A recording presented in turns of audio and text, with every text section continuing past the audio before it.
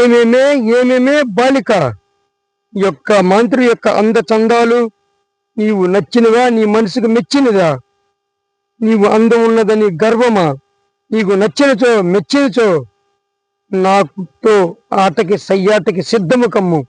లేనిచో నీ అందచందాలని నీ రూపాన్ని నా యొక్క మంత్రదండముతో శిల్పం గావించిదా రమ్ము. ఓం బూమ్ బుష.